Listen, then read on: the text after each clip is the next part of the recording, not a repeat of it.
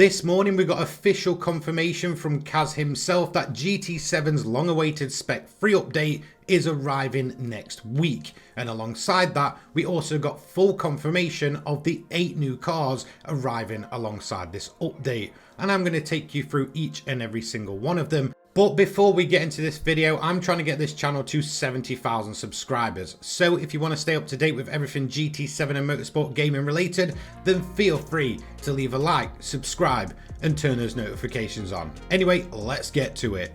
So as always, on the weekend prior to a new update launching, Kaz headed over to X to post up the silhouettes for the upcoming update. However, as you can see this time around, it's a complete contrast to what we usually get. Typically the silhouettes come with a dark image background, and of course it's just an outright silhouette of the car. However, this time around it's on this very light landscape, and all of the cars are covered by literal car covers. Now it does appear that the coverings on the car are really throwing a lot of people off, including with one of the already confirmed cars, and I'll talk more about that when we actually get to it. Now of course we already knew 6 of the 8 cars prior to this image, and I do feel I have a good idea of what the other 2 are. So we'll start off with the 6 cars we already knew and then move into the 2 newly revealed ones. So let's start off with the car at the front of this image, and it was the first car that was officially confirmed for Spec 3. Of course, this is the Ferrari 296 GT3.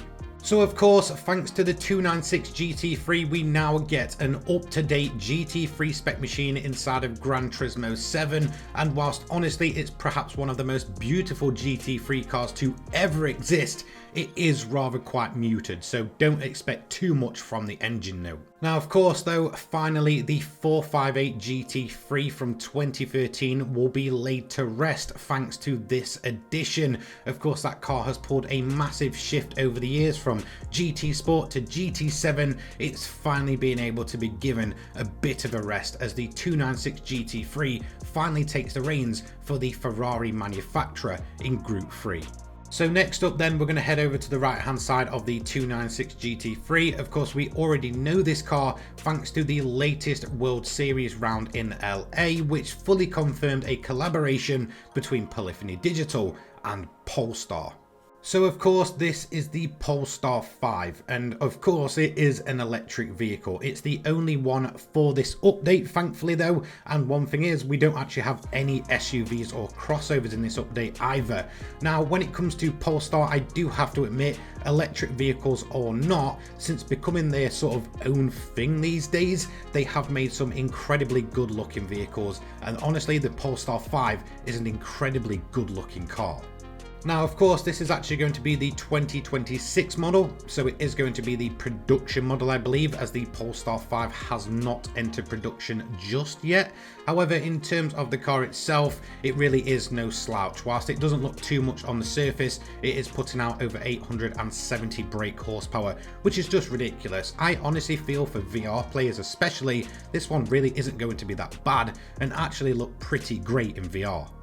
Okay then, let's move on to the next car that we already know. On the left hand side, as we can see, a very distinct shape under this cover. This of course is the Gran Turismo Formula 3500B. Now another one that was revealed incredibly early but has appeared to have a few changes since we last saw it. Now when it comes to the F3500B, of course we already have the F3500A in game, which came in January of 2025. However, with the differing front wing options that you're going to see here, it does seem that customization once again is a possibility. Of course, the first time we saw it, it had more of a Benetton nose from the early 90s, and well, the last time we saw it, it was more of a Tyrrell style nose. So it does certainly seem that we'll be able to take the 3500B to GT Auto to pretty much entirely customize the car to our personal liking. Of course, pretty much all based off of those early 1990s Formula 1 cars, just like we saw with the A version.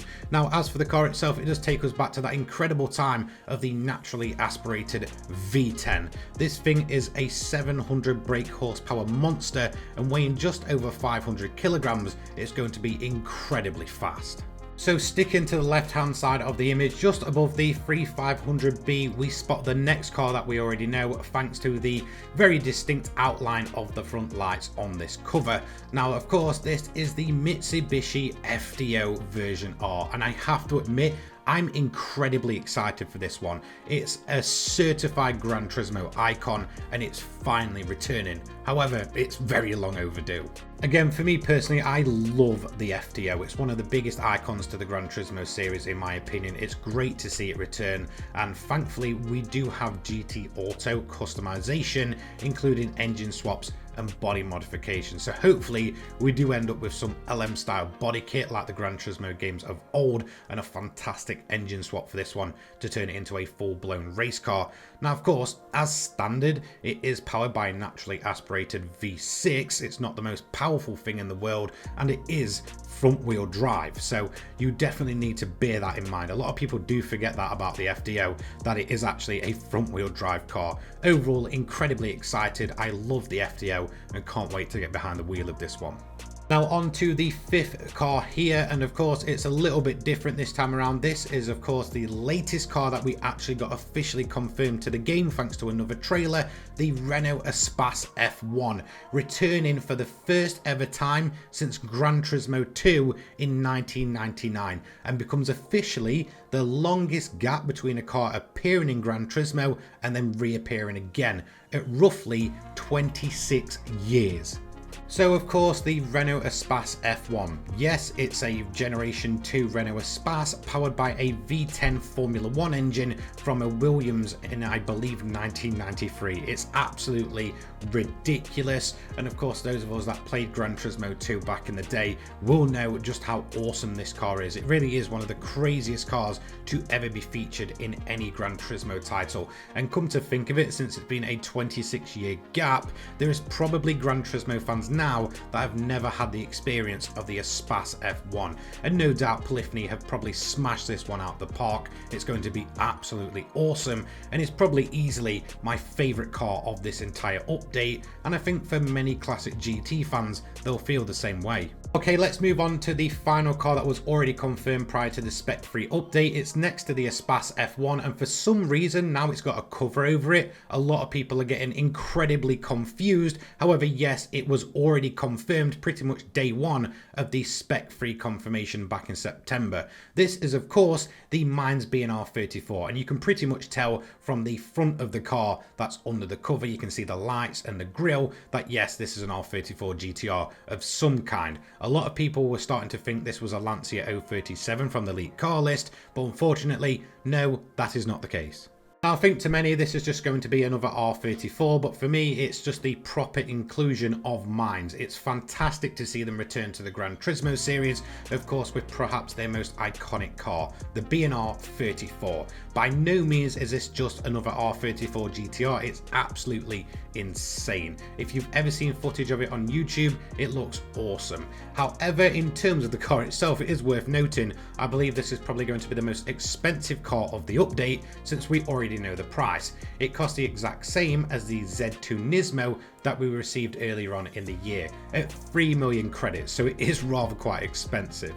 And with that, we can finally move into car number 7, and the first of the unconfirmed cars for Spec 3 update until today. And we'll start off with the front left car, and really there's one big giveaway here. At first it looks incredibly difficult to predict, but if you just actually go ahead and closely look at the front lights on this and the car to its right hand side, it pretty much matches up exact. I'm pretty much 100% certain this is the Ferrari 296 GTB. So it does appear that in this update, not only are we getting the GT3 spec car updated, we're also getting the road cars updated as well. And honestly, I'm all for it. When it comes to Ferraris, there are some incredibly outdated models, and it's great to see them be more up to date. Of course, since the Ferrari license itself is so difficult to get a hold of for game developers. I absolutely love the style of the 296 road car. I think it looks fantastic. It looks like a proper modern day Ferrari.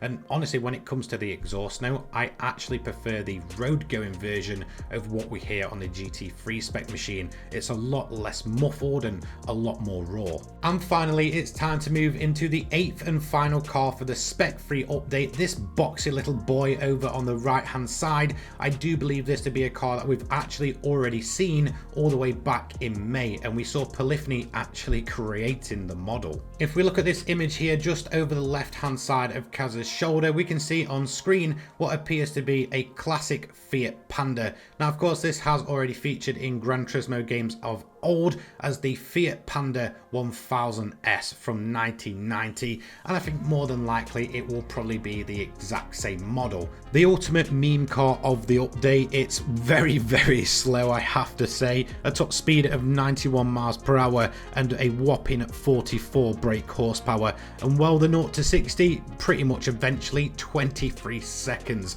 So yes, I do believe this to finally be the Fiat Panda model that we saw being worked on back in May of 2025. And with that, we have full confirmation of all 8 cars coming to GT7 Spec 3 update next week. Of course, alongside 2 brand new tracks as well. Let me know what you think in the comment section down below, and I'll see you in the next one. Take care, guys. Peace.